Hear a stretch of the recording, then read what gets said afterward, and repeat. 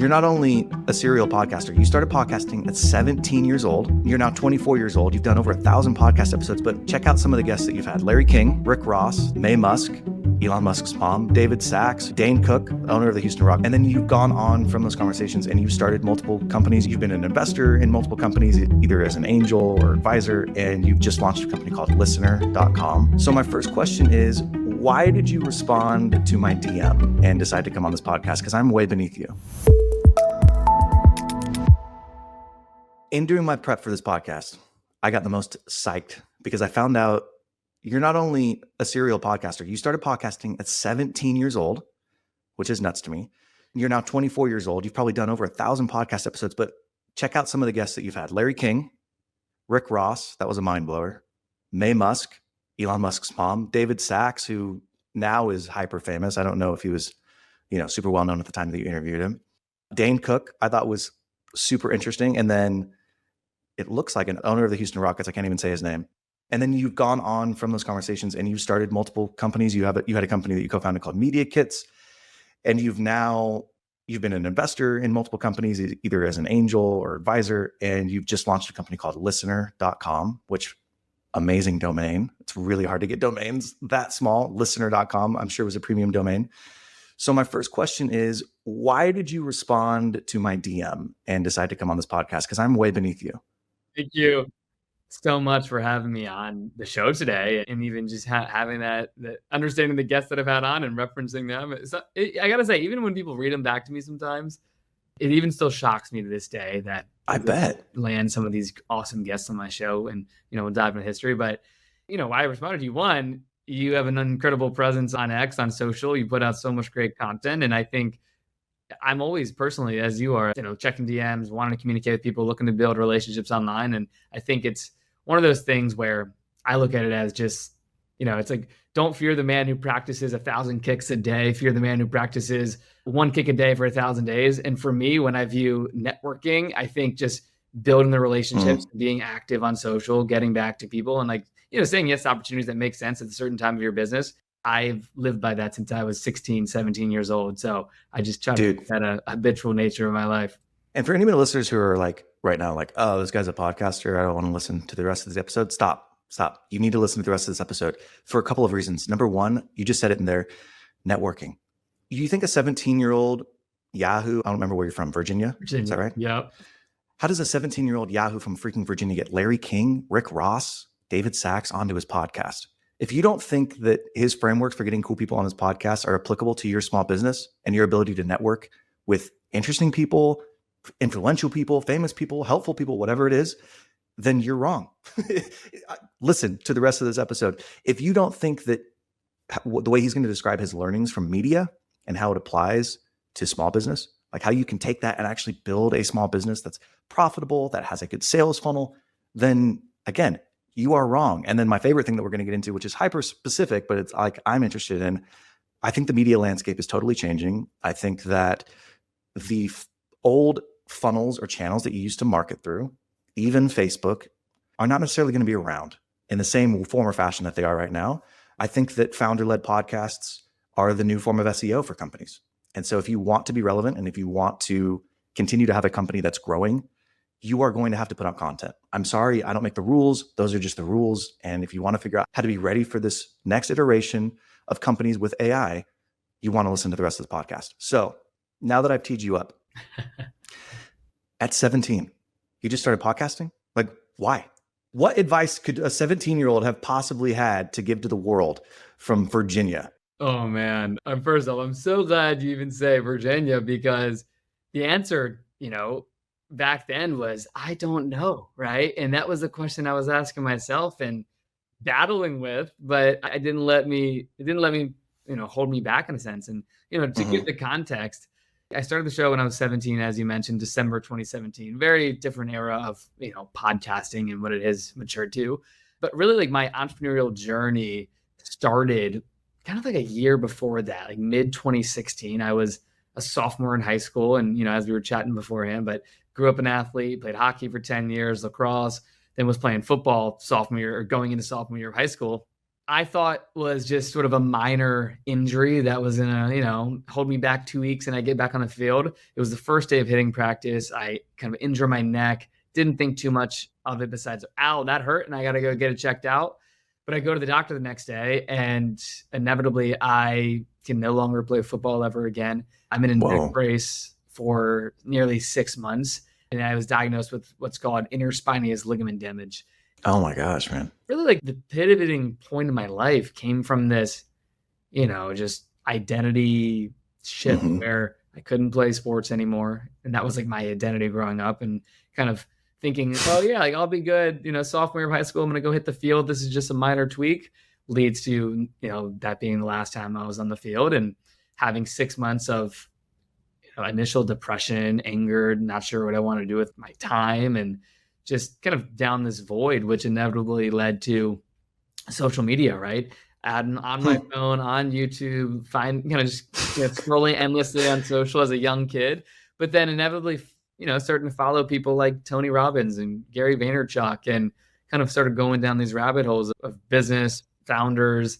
And that's when I was like, my parents are telling me I got to get a job soon, and I want to get a job soon, but this marketing thing and like making money online, like that sounds interesting, and I'd much rather learn that. So end up starting my first kind of Facebook ad agency when I was 16. My goal was to do Facebook advertising for my dentist, my chiropractor, my local sports shop, and ended up started to get some clients on retainer when I was 16, 17 years old. And then when I was starting to make some money, I was like, okay, how do I meet cool people and learn from them? I do not come from an entrepreneurial background or family. What is your family's background, by the way? Yeah, my mom's been a special ed teacher for nearly 15 years. Wow. And she has so much purpose for what she does in her life. And prior to that, she was a babysitter. Like she was the babysitter. Like growing up, all of my friends after school, like elementary school, would come back to my house, and she was the babysitter for kind of the neighborhood, it felt like, which was super cool. And then my dad, he's worked at Philip Morris, tobacco company, for nearly 30 years. Oh my gosh. So, very not entrepreneurial background. And I'll say that with a caveat, because it's something I always loved looking back, where if I was a little bit older when my dad was doing this, I think there would have been some like complimentary, like, how can I help? His own like asphalt company where he was like paving the driveways and all the neighbors, and had his own asphalt truck, and was doing this as like a side hustle. And it was like Adam's Asphalt, right? That was the name of the business. It's a great name. But my oldest brother, Cody, he would work with him on this. I was like 4, 5, 6 at the time, so that was kind of useless. There's always been like side hustles in the family for sure, but nothing as like a traditional, like full-time founder entrepreneurial perspective. First of all, I think it's hilarious. You're like, I was 4, 5, 6 years old and useless. There's a chart. I wish I could pull it up right now. I currently have 4 boys under 11, right? Okay. Oh, love it. They're not useless, by the way. Well, dude, I freaking love it. They're fun ages, but there's like this graph where it's like usefulness of a child, or like ability of a child. So on the y-axis, there is willingness to help. And on the x-axis is age. And it's like, as they get older, there's much less willingness to help. But when they're really young, they're like really willing to help. They're not useless, but they're like more of a liability out there. So every day, like after 5 o'clock, I'm in the yard, I'm pulling weeds, and my 3-year-old, he's with me. Dad, can we pull some weeds? Dad, should we pull this weed? Dad, can I help? And it's awesome because I get to spend a lot of time with him. So on the one hand, yes, you were probably useless, but on the other hand, it's an amazing time as a father to just be spending time with their kids. Totally. I want to ask though, you said something funny. You said inevitable like 3 times. And in the way that you said it, it was like, nah, I wouldn't have drawn an inevitable conclusion from that. You're like, well, I was depressed, so inevitably I went to social media. And then, inevitably I decided I should start a social media business. It's like, I wouldn't have assigned inevitable to those things. At what point did you realize, oh, I can take sort of that energy and identity that I had as an athlete and apply it to these areas? Was it before, I guess, you actually started the podcast, or was it after you started the podcast, looking back, you're like, oh yeah, it's a good thing I actually started focusing on this stuff? Hey, I don't know if you remember this, but when we started this podcast, we entered into a social contract. I would spend time, energy, and money producing this podcast, interviewing these individuals, and giving you insights into how to build, buy, start, grow your business. And you would like, subscribe, and leave me 5-star review. Now, out of that, We both get to talk to really cool people and hear really cool insights. We both get a ton of value. But I just want to help you keep your word. So would you do me a favor? Will you go leave a 5-star review for me on Apple or Spotify? It would really help. And if you want, even share this with a friend. It's a great question. And I'm so happy you mentioned that because that word inevitable, I feel that I do not only say it a lot, but I'm so happy you brought that up because yeah, I think it's my mindset on like, oh, how my life inevitably, quote unquote, like came about. Was by no means inevitable. It was the like, I didn't know what I was getting in for when I was 16 looking to start a business. I think when I say inevitable, I think for me growing up, when someone asks me, "Oh, what did you want to do when you grow up?"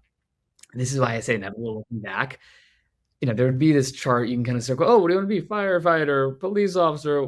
And then there's this other category, and I would always just circle other and write business as just this open-ended Oh, really? topic of, huh, seems interesting. And, I like brands and I've always thought brands are cool from the hockey days and having the coolest skates and understanding like, oh, like these different brands are businesses. Like I've always had that like nature of just being curious about business.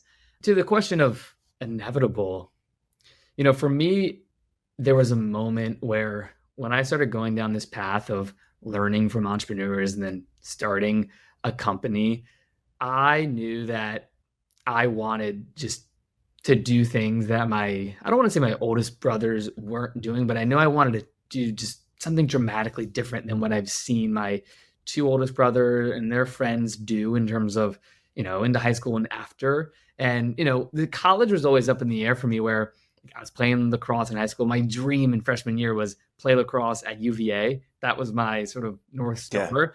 But I didn't really have much of an idea of, what would be after that. And I think when the opportunity came, and I feel that for a lot of founders that I've also interviewed, where I was actually talking with Sriram Krishnan about this, who was the former GP of A16Z. Now he's the senior AI policy or crypto advisor at the White House with Sachs, actually. And we talk about this in our interview is white space in life where you're moving to a new city or you get fired from your job or you get injured and you're in a neck brace for 6 months like I was, where this white space of a path needs to materialize of what is next? What is my next step? I think for me, when I say inevitable, it was whether it was leaning into becoming, a lacrosse coach because I wanted to be in sports media or kind of venturing down marketing that just kept coming up in my life.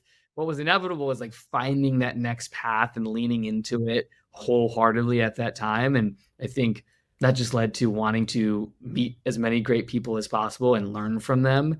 And that's sort of my 3 checklists for the podcast when I was 17 was meet great people, learn from them, and create business opportunities. And that felt like a right thing to do and a right use of my time. Isn't that funny how humans just we think in threes? Like when I started this podcast, here were my 3 things. I had just sold a couple of businesses and I was like, I don't even know what's out there. I want to learn. So I was like, I want to meet interesting people. I want to create a journal for my kids. I love that. And I want to learn. So like networking, journaling, learning. And you obviously you had 3 reasons when you started at 17, but that's so funny. I was like, well, my 3 reasons were, I don't know if we're just genetically programmed to think that way or if it's just been socialized in us. When you started, so at 17, you were a junior, right? And then you went into your senior year? Yeah, going into junior year is okay. Part of the show. So you thought you were going to UVA. I'm sure your parents thought you were going to UVA. What changed in between starting your podcast and the end of your senior year? Because you, spoiler alert, didn't go to college. What happened?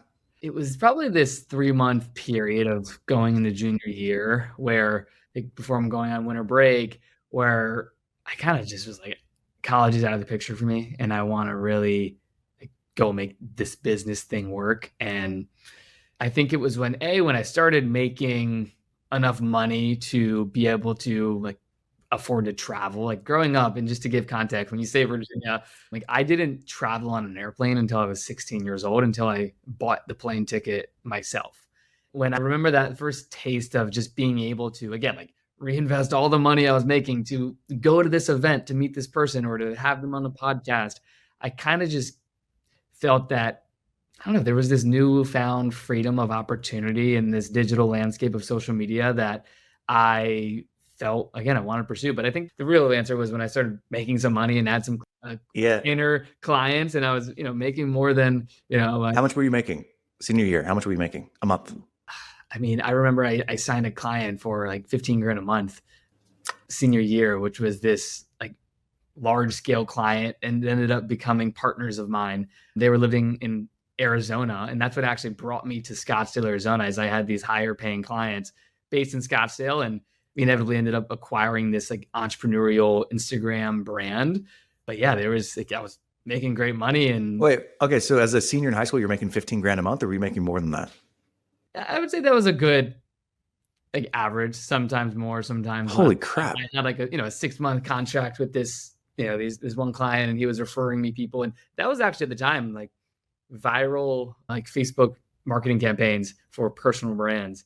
But I do want to caveat just for the listener as well, to kind of just, and we can kind of keep giving in this, but to circle full back on podcasting, is when I started the show, meet great people, learn from them, and create business opportunities. And I just wanted to kind of step a couple steps forward so that we can dissect a little more. Is for me, the podcast and this whole idea of media and personal brand really came full circle in 2020, where I moved to Scottsdale, then I moved to LA to start this new tech company, Media Kits, as you mentioned.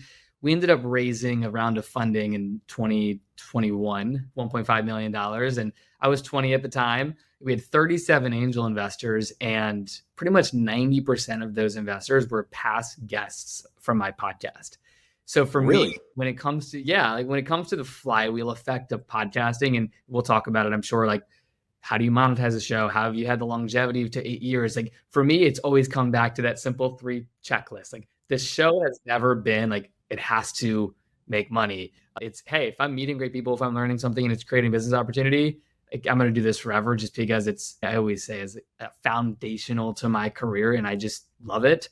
And obviously through all the awesome guests I've had on, it's just built this deeper appreciation for where this path can lead. But through that, back to the point of making money in high school and starting to have this new kind of found freedom to travel and meet people, I just kind of ripped the Band-Aid off, and I had no plan B, and I just leaned into it. Senior year, I was taking 3 classes, and I was someone that freshman year was like 4.0 GPA, taking AP classes, and was the youngest brother. I was like, oh, he's going to be the one to go to college. My 2 oldest brothers did it. And then I just, steered in a different direction. And it was a very challenging, conversation with parents and grandparents in the early days. But I always tell young people, it's the actions and like results that are the showcasing of such, I believe, can help that conversation be a little bit easier, whether that's opportunities or whatever it may be. I love it. I always tell young people, dude's 24. I always tell young people. I feel like even I'm very amazing. So young, but even last week in Vancouver, there was this cool like freshman group that attended this event called Web Summit, and I was able to, they were so curious because they could relate to me, and I was 24 and they're 16, and it's cool to kind of have lived this 8 years of experience to then kind of have that. I feel like I'm there. Well, dude, you've crammed a ton into 8 years, right? Like, I think everybody has a pivotal moment in their life that sort of forces them to rethink whatever path that they were on. You just happen to have it as a sophomore, not, in your mid 20s or your mid 30s. So that's already something that's different. And then you've lived a bunch of different places. You've started different companies. You've met a bunch of really cool people. So your breadth of experience is probably the equivalent of somebody in their, 30s or 40s. Brian Johnson's always like, oh, my biological age is 15 years old. But your like experiential age is like 45, That's what you should start putting that on your bio. I think that's what my wife and I's relationship work of like, we kind of averaged out. Right. That's awesome. That's amazing, dude. Who was the first big guest you have? Do you remember? Yes. And it was a very personal one. I'm curious if you know who he is. He goes by the name of Drama. Are you familiar? I don't know. Okay. No. So are you familiar with Rob Dyrdek? Yeah. So Rob Dyrdek, very successful entrepreneur, former pro skater, like media mogul, ridiculousness, Robin Big. So I'm older than you, so I remember Robin Big. Yeah. Like that was my introduction to Rob. Then you might know this guy Drama I'm talking about. So Drama is Rob Dyrdek's cousin. He was the cousin in Robin Big that they would like lock him in the dog cage and like, Oh, yeah. They just were always, yeah. kicking him around. Yeah. So drama though. So he's someone that, after the show, obviously he built this big business called Young and Reckless, which is a clothing brand that for people my age at the time when I was like 13 to 16. Inevitably, he goes from being in a, locked in an animal cage to starting a large clothing brand, as one does.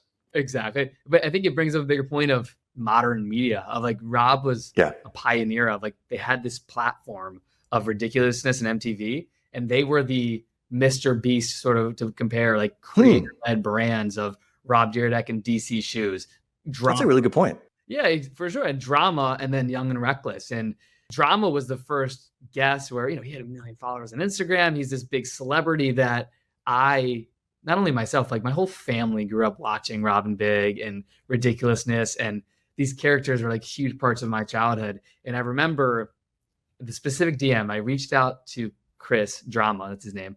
And he posted a book he was reading. And I'm like, hey, Drama, love that book. By the way, I just started my podcast, did 20 blank interviews. Would be such an honor to have you on the show sometime if you're open to it. Something along that line, right? I remember he gets back to me in like 10 minutes. I've never DM'd him before. And he's like, sure, let's do it. And this was an era when he was really, like, he's just started his own podcast. He was going on a content spree. So it felt ripe as well. And then we did the interview virtually online. And for me, it was one of those times. And I think many of us that have shows or maybe building personal brands may have this moment as well, where it kind of broke the barrier of like, wow, I was able to reach out. Even if it was a no, like he responded. I never thought he'd get back to me. That's incredible. When did you start the podcast and when did you have Drama on? Yeah, so December 22nd, 2017 is when I started it. And that was probably January, February. You were grinding for weeks. Yeah, the 7-day overnight success. Yeah. I mean, what's interesting to me is that you were already reaching out to people proactively that you shouldn't have been reaching out to. Or I should say that again.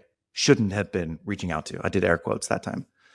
Lots of people were like, well, I haven't got any episodes under my belt, or I don't have experience, or whatever.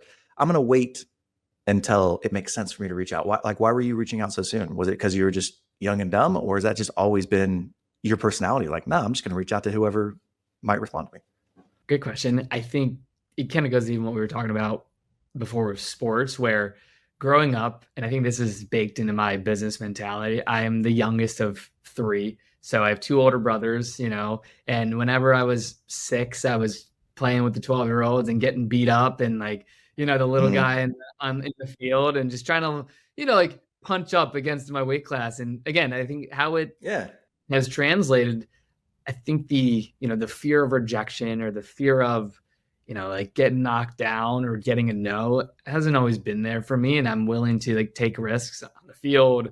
And I think inevitably in the early, that word keeps coming up, I was just not afraid to send a DM. And I think Gary Vee's book, it was called Crushing It, that kind of has started this idea of a podcast. The last chapter is about podcasting. And it was just about reaching out to people, cold email, cold DM. And he talked a lot about cold DM. And at the time, that's where my main content was on social. And just to even take a step back on social, what was I doing at the time? Even prior to starting the podcast, I was really doing book reviews. Like I was like, I have nothing to talk about or to teach someone. I'm not going to try to be someone I'm not. That's so funny you say that, because I was going to say later, you remind me of David Senra. I love that. Do you know who he is? The Founders Podcast? Very great compliment. Thank you so much. Well, I mean, you're both really smart. And he kind of says the same thing where he's like, I didn't really know anything, but I know these books and I can summarize them for people, and people love his podcast for that. But that's one of the really cool things is like, okay, if you aren't an expert, it's cool to just bring people along the learning journey with you. And that's essentially what you were doing with, I guess, the book reviews. I didn't know you were doing book reviews. Yeah, it was maybe Instagram stories, even Snapchat stories. Just that was sort of like the earliest era of content for me. So tell me some of your secrets for reaching out to people that are way out of your league and getting them on your podcast, because there are 2 people who are on my dream wish list. Number 1 is Scott Galloway. Love that. And because I just think he's hilarious. He has, 12-year-old boy sense of humor, which I do as well. I have all boys. I love the way that he talks about, modern masculinity and boys growing up in this space. I just would love to talk to him. And then the second one is Gary Vee. I would love to talk to Gary Vee. I think he'd be great. So help me craft the best message. Like, how would I even go about getting them onto my podcast? Great question. And I think I've had this dream list myself for years. And I think there's two avenues that I'll answer this.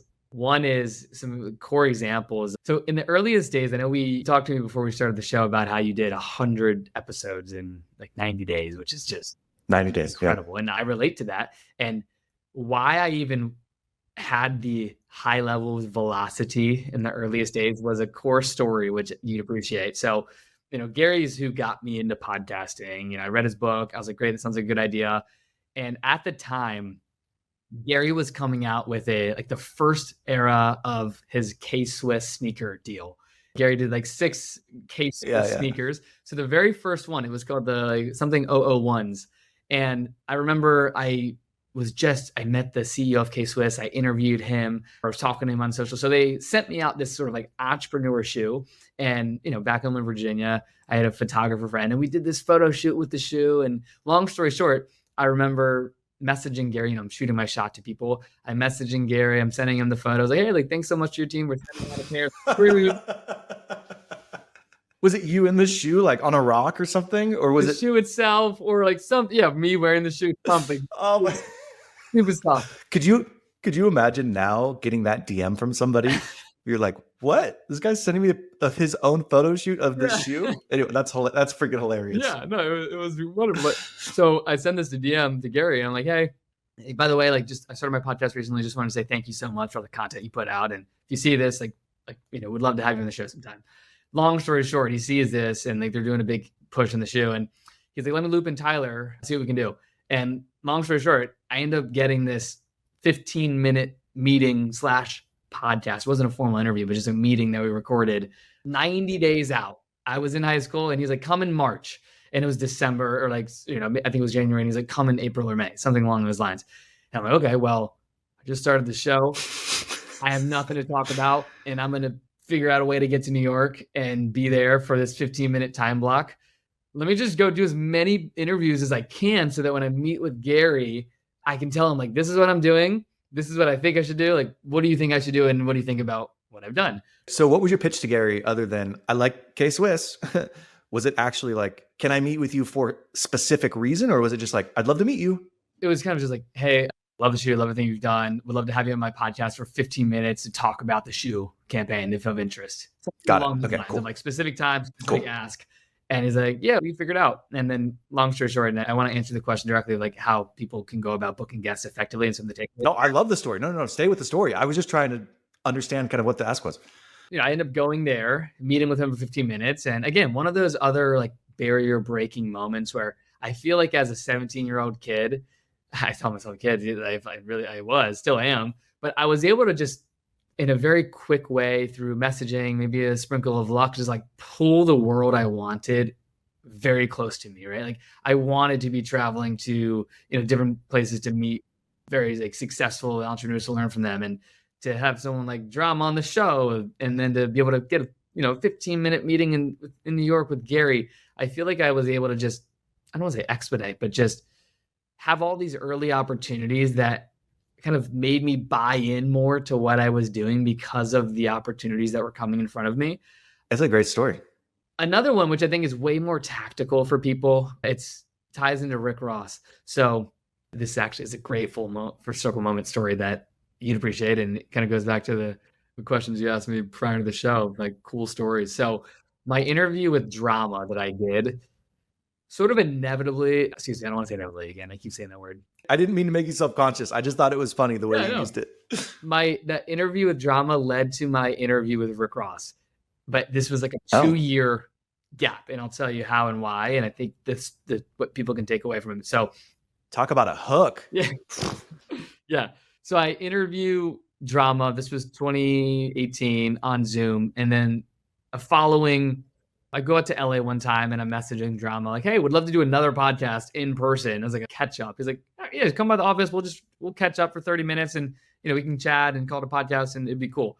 And end up doing that. And then when I was living in Scottsdale, I moved out to Scottsdale after high school. I was doing this more of an entrepreneurial events company, doing a lot of live events.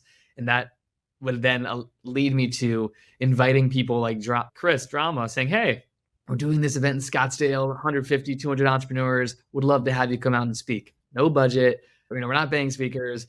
And it, for me, was my first extension of the podcast, where I was young, I was gritty and hungry, and I was convincing Drama and his business partner, D. Murphy, all these people to come out to our live events to speak. Okay, so how long was it when you launched the podcast to doing this live event? That was 2018, October, I think. Yeah. All right, so almost a year. Yeah, about a year, I'd say. And that year is when I did like 100 interviews, graduated high school, moved to Scottsdale. And then I'm really trying to say, like, how do I pull these people closer to my life or like a business I'm working on to create business opportunity? And this was my first version of doing that prior to like, raising capital or like doing deals or co-investing with past guests and people of that nature that I've met through the show. But back to the story of Rick Ross and booking interviews, because I think so much of all the people you mentioned at the beginning, there's no one size fits all. It's the stories and kind of understanding how people can look at their own life of how things might connect or what things can lead to. I think that's super important. So Drama ends up coming to, this small, like no real budget type of event, speaks for 20 minutes, goes back to LA same day. And this is the cool part, where he gets to LA again, like childhood hero, then becomes guest, then becomes sort of friend. He's like, hey man, that was really cool. What do you think about doing an event together in LA? I really like this concept, and I think it could be an extension of our like young and reckless brand to bring like an entrepreneurial thing to the thing. So, I'm freaking out. I'm like trying to play it cool. Oh yeah, let's talk about it. I'm not sure. Yeah, I'll have my people call your people.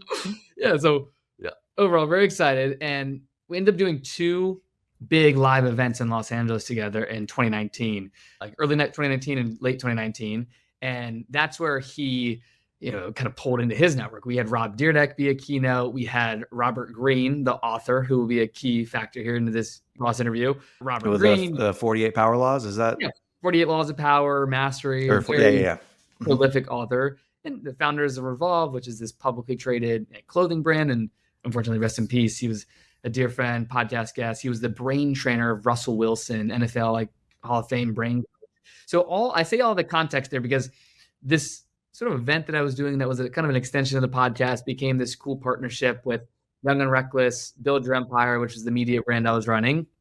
And I met Robert Greene there. And again, just to be more tactical now and not so story driven.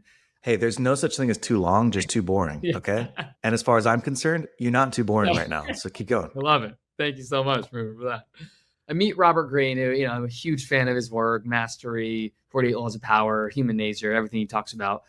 Meet Robert there, and we form a relationship. I end up interviewing Robert Greene on my show. And when I end up inevitably reaching out, I'm going to keep saying that, to Rick Ross, big rapper, always been a fan of his work. He is the biggest Robert Greene fan. I end up finding out because Robert Greene and Rick Ross are posting all of these pictures together, and Rick Ross is about to come out with his new book. And he's like, shout out to my guy, Robert Greene, for like inspiring me, all that stuff. So when I specifically reached out to Rick Ross, which there was a lot of DMs he didn't see, but the one he did see was very, very, very short and sweet that everyone can learn from. And it comes down to knowing what people care about and breaking the barrier quickly. And so my sort of framework, and again, there's no one size fits all, but when I reach out to Rick Ross, it's, hey, Rick Ross, I recently had your friend Robert Greene on my podcast. It would be such an honor to have you on my show for 15 minutes to talk about your new book. When I say that, again, and I'll butcher it and it can be said different ways, but whenever I reach out to someone, or if I finally break through to someone's inbox, figuring out what they care about, he loves Robert Greene, he's a friend of his, and the barrier kind of goes down and they draw that connection point. You give them some sense of time, or, you respect their time, 15 minutes, 20 minutes, 30 minutes, whatever it may be, or however long the show is. For me, it was like, if it could be short and sweet, that's all I need. It ended up being 30 minutes. And then of course, to promote his new book, to, shed light on something he's working on. And I know as well, like he was going on this book tour and doing a lot of press, and the timing was right. So understanding all those elements, I think, has led to a much higher success rate of pitching people than, hey, X person, come on my show. This is why it's great. This is why you should do it. versus just understanding what's important to them, kind of drawing the, connection points to people they know and like and care about, and not being afraid to ask. And This is why I still reach out to people. Like I shouldn't say that. My assistant does reach out to people because she knows there are people that I like, and she will do it on my behalf, which I'm grateful for. That's not her task, because I'm not like, you need to reach out to all these people and this is the message that you're sending to them. She just does it proactively because she knows I'd like to talk to so-and-so. I think the more personal the message, the better. Here's what I just got from your stories. Can I repeat back to you what you said? It sounds like these were short messages. These weren't, pages long. That is very correct. Okay, cool. Show them respect. So with Rick Ross in particular, like you respected his time. And you're like, oh, this will be just 15 minutes, right? Like, so somehow there's a show of respect in there. Social proof. I thought that was a really interesting one. So for Rick Ross in particular, you went to, hey, I had Robert Greene on my podcast, because you know that Rick Ross is going to be like, oh, well, I know Robert. Well, if Robert went on your podcast, that's social proof that Casey is somebody worth speaking to, right? Like, so you pulled social proof in there. I thought that was important. Specific ask, knowing what they care about. That was really interesting. Is you're not just like sending 100 cold DMs. You're like really personalizing it to people. And here's my favorite. I couldn't figure out a best way to say it, but I think you'll know what I'm trying to say. The more unreasonable the ask, the more unreasonable the thought behind it needs to be. I'm trying to figure out how to say it, but it's like, you had no business asking Gary Vee to come on your podcast. None. Yeah. But your freaking photo shoot was so unreasonable. It was like, what is this? This kid did a photo shoot with K-Swiss. Like, what? This is so weird. That immediately it was like, wow, he put a lot of time and energy and thought into this. I'm willing to respond to this kid. To me, that's a parallel, right? It's like, if you're going after somebody who you have no business speaking to, then you better have a pretty compelling reason to be reaching out to them. Anyways, those were like the thoughts I was jotting down as you were talking. What do you think of those kind of tenets? Very well said. I mean, every big ask to big guess, or even, even to correlate it to fundraising for a startup, there's so much about all that is so unreasonable, of like why your companies be successful in this paper napkin idea with for me, with a non-technical co-founder that wants to build a creator economy tech product with no technical background, and we raise $1.5 million. Like, so unreasonable. And that's why you get a lot of no's and you have to work on it. And then I think there's adjacently very much so of podcast guests. And I think the biggest thing is the momentum that you're building, and never being afraid to ask. Because at the end of the day, like, I've probably had more no's or messages that didn't respond than I've ever had received, or the big guests that you've heard of. There were hundreds that never got back to me because they never see it, or they say no, or not the right time. To kind of tie it even full circle to listener.com, that word, like, forget the company, being a listener and listening again to what people care about, to what's important to them now. Like, you'll see a lot of these bigger creators or celebrities go on these podcast tours because they're talking about something specific that they care about at that time, a new movie, a new book, a charity. And I think having your ear to the ground of what people care about and why now is so important, because, if you're interviewing X founder that sold their company a while back, they probably care about so many other things now, their investments, their, philanthropic efforts, and understanding that is super important. And just being a listener, I feel, is very key when it comes to booking, but also anything else in life. So I'll add a few points to this as well. I think curiosity is a superpower. And I think if you're willing to be curious and listen to somebody, like, not just because you're trying to get something, like, oh, well, I'm supposed to be curious because that way I'm going to get what I want. Like, no, to be genuinely curious on, Casey's a person. I want to hear about what it's like to live in Marina Del Rey in your early 20s and go to Laker game. Like, I'm curious about Casey, not necessarily what Casey can do for me, but about Casey. I think people sense that. Sean Purry, who's on My First Million, he has a business partner named Ben Levy. And he's like, Ben's superpower is getting people to talk and just connecting with them. And if you get to the end of a conversation and you're talking to somebody and they've done 90% of the talking and you've done 10% of the talking, they're going to walk away from that like, man, I like that guy, right? Because Not Yeah. just because we like to talk about ourselves, but they feel heard. They feel like, oh, they actually came and were listening to me. They valued me as a person. They weren't just trying to get their own word in there. That the same goes to this cold outreach method. If you're just like, hey, so-and-so, I'd love to pick your brain about XYZ. That's the laziest form of outreach. Like I ignore all of those messages. But if Yeah. it's personalized and it shows that you're curious and that you're like actually care about what they're doing, you up the chances of a response significantly. Very well said. All right. So here's what I want to ask now. I want to know about listener.com. You're young, right? That's not a bad thing. You're 24. Again, your experiential age is mid 40s. You've built all of these relationships. You did media kits first, but this, like listener.com, feels like a big swing to me. The first question I have is, if you can tell me, how much did the domain of listener.com cost you? I'll give you the rough. So they started at over like $250,000. And I Okay. got it down to very like, Don't say anything. I'm going to ask you. I bought cofounders.com. I bought that for $65,000. Do you okay, feel better or worse about your investment in listener.com now? better. Y'all, F me. Gosh dang it. Well, I mean, it's lower than $65,000, but it took 10 months of being stuck at like 150, 100, and I thought I was Yeah, never going to get it. But no, I mean, I think that is for cofounders.com. Again, we could talk for I 30 love it. minutes about that. Like I am, when the invite came through and I saw it, I was like, oh my gosh. The first impression is so real. Well, dude, so I had, his name's Jesse Tinsley. I don't know if you've seen him on Yeah, Twitter. I've had Okay. him on the show. He's You awesome. have? Okay. Yeah. So he owns employer.com, recruiter.com. There might be one other in there, but he's a big believer in premium domain names. I honestly wasn't. I'm still not sure that I'm like totally sold on it, but I'm definitely becoming more and more sold on it. There is something about getting an email from listener.com or cofounders.com and not a co or a net or an .io or anything like that. Like the .com does carry some weight with it. Did you wait until you had the rights to listener.com to launch your product? Or did it just happen to coincide with, well, we weren't ready yet anyways?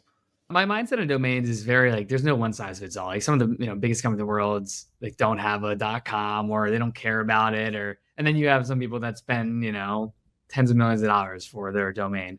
For me, we actually before we launched what is now listener.com, the last year and a half has really been a slow build up of a testing ground. Now getting to what is now evolved into listener.com. We actually had a separate AI podcast product called listener.fm, which now just redirects to listener.com. But no, we weren't waiting. We had this product, listener.fm, and that's when I was like, oh, like this product's cool. And I like building this podcast tech focused, company and industry. So that's when I started kind of searching and seeing who had it, could we get it, and kind of went on the hunt. But no, I don't think the lack of a .com should always. Okay, well, that's good.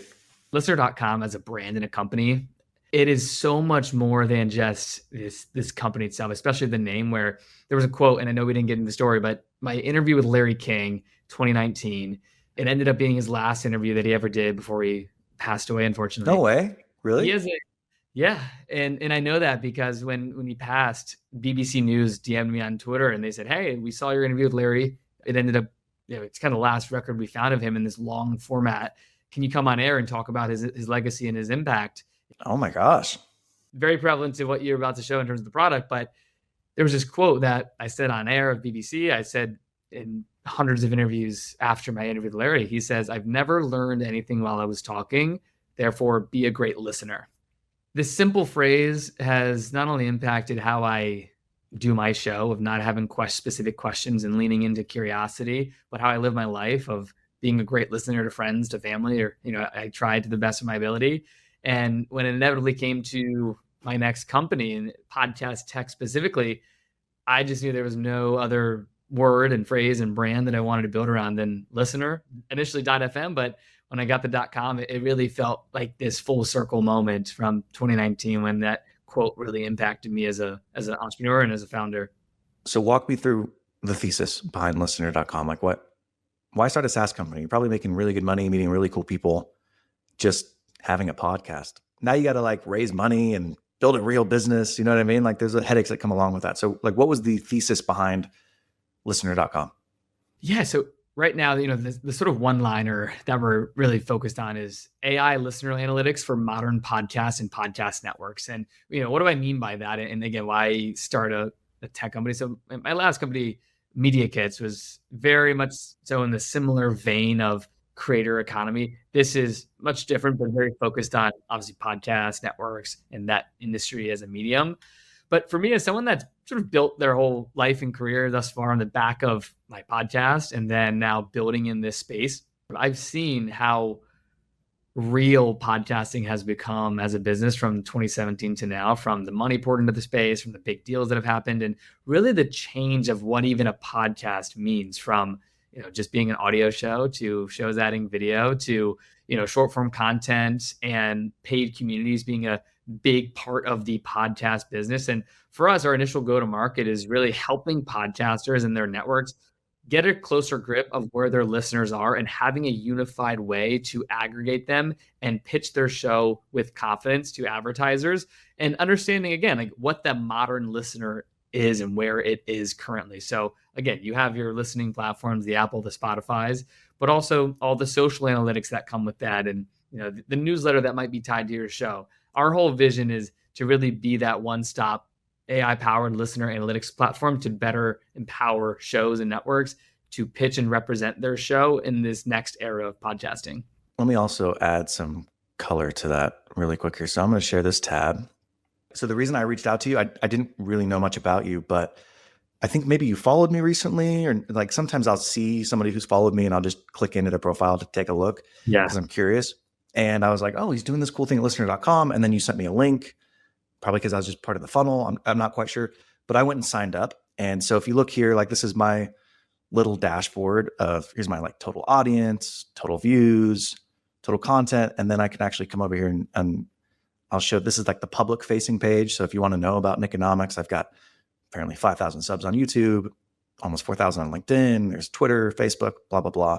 And then you can kind of see how many fans I've had. Apparently my podcast rating, 4.95.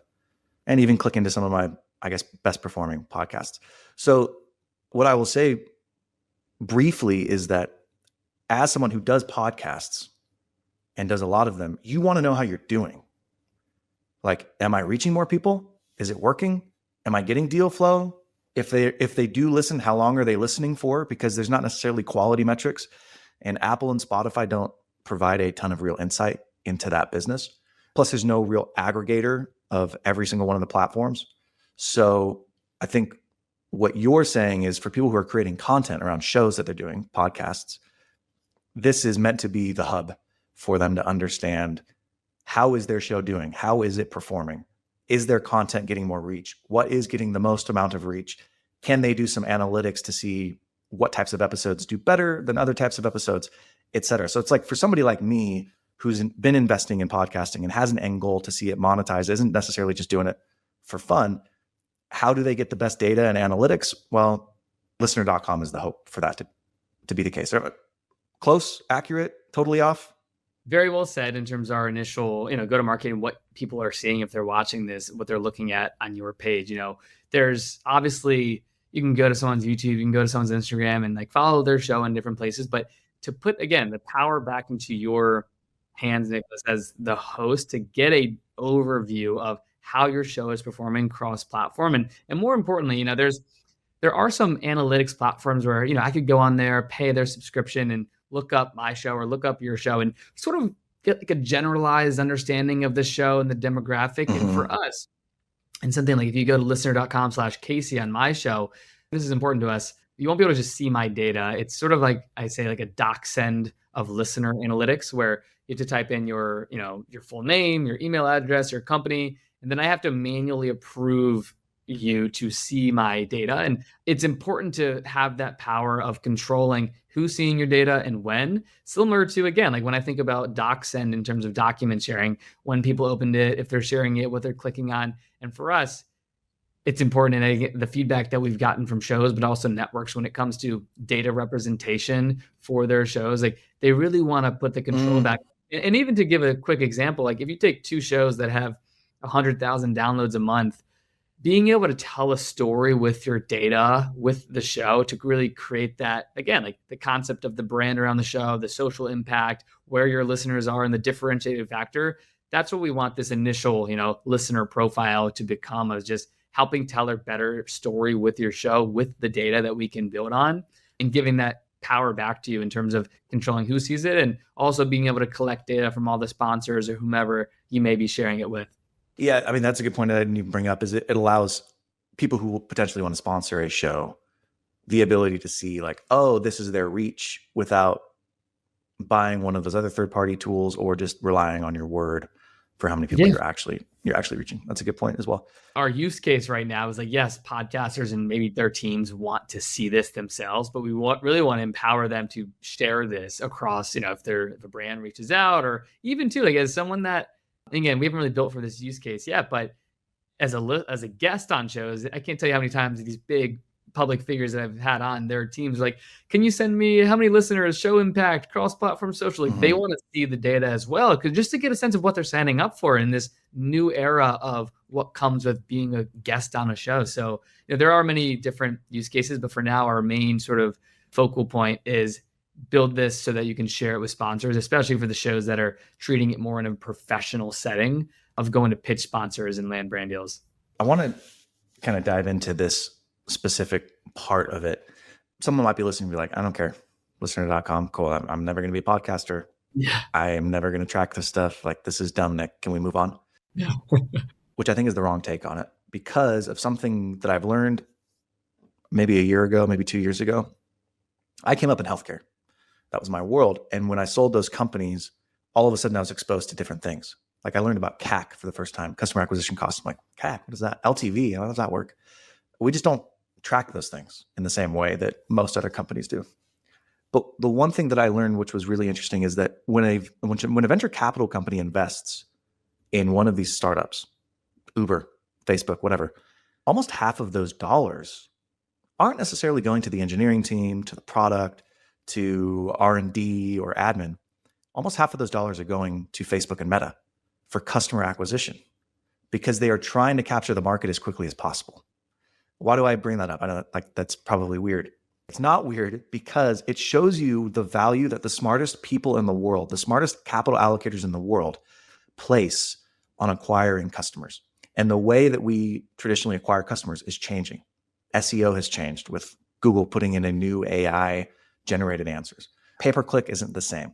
Apple decided to stop tracking your cookies across platforms, and it wrecked a ton of businesses that were on Facebook for a little while.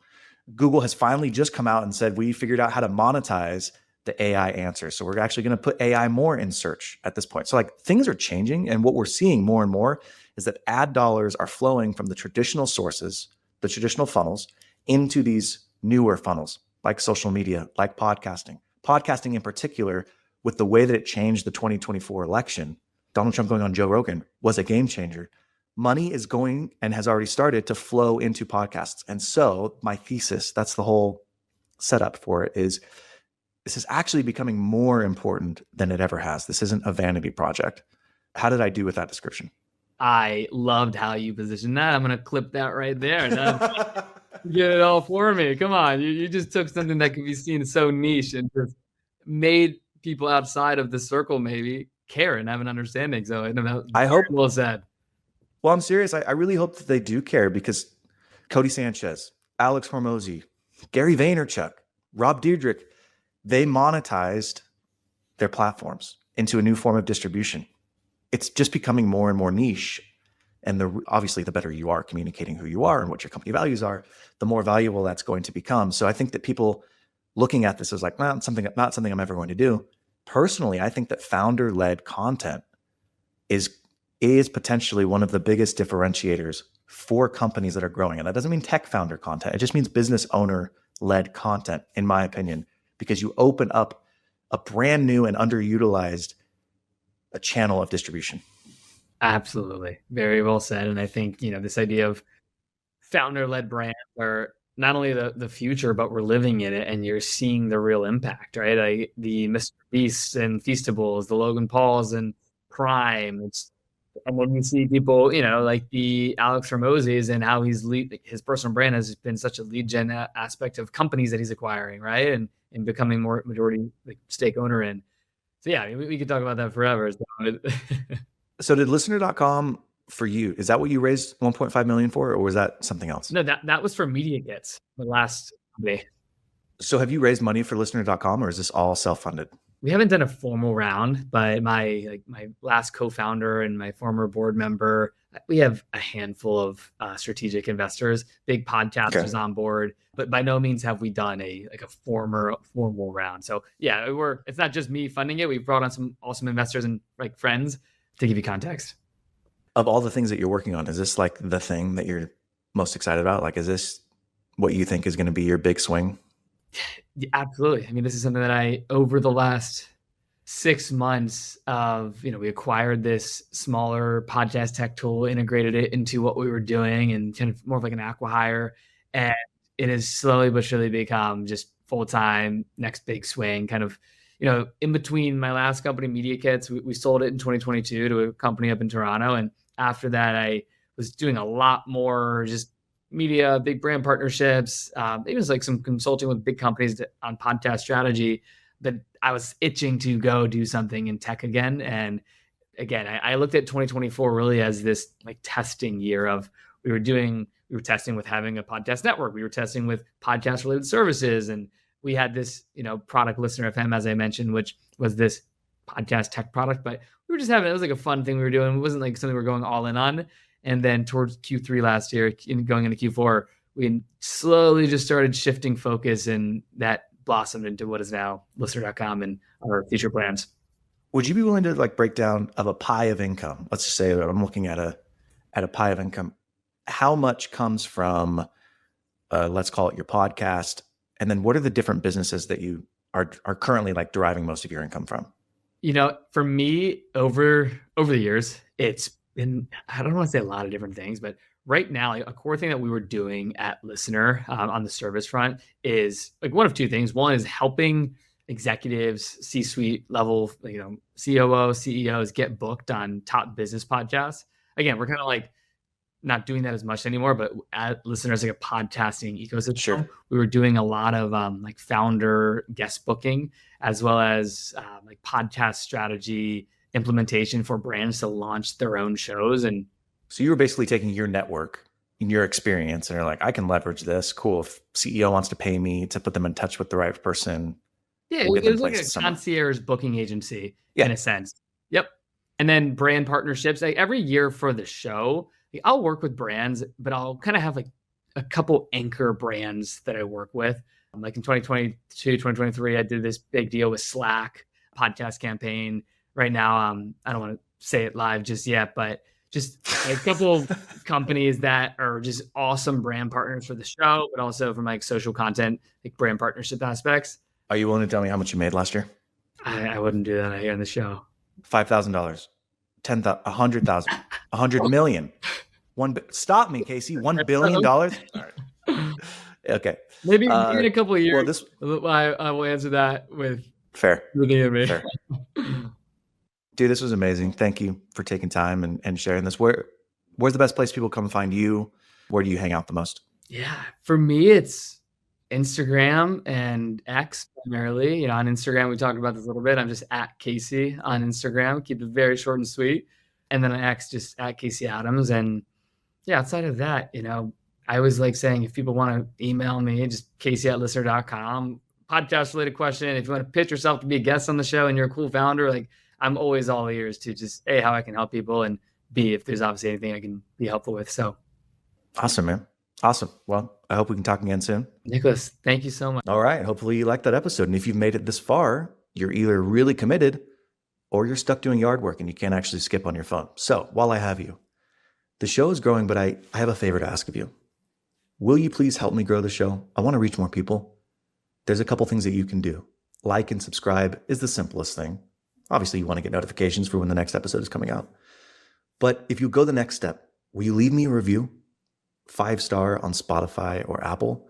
What that does is it tells the algorithm that, oh, hey, this is a high value podcast because more people are leaving reviews for it, and it then pushes it out. to more people. So that's why when people are like, will you like and subscribe and put a 5-star rating? It's not just to make themselves feel better. It's actually to get more exposure for the show. So if you do that for me, I would greatly appreciate it. And I'll see you next time.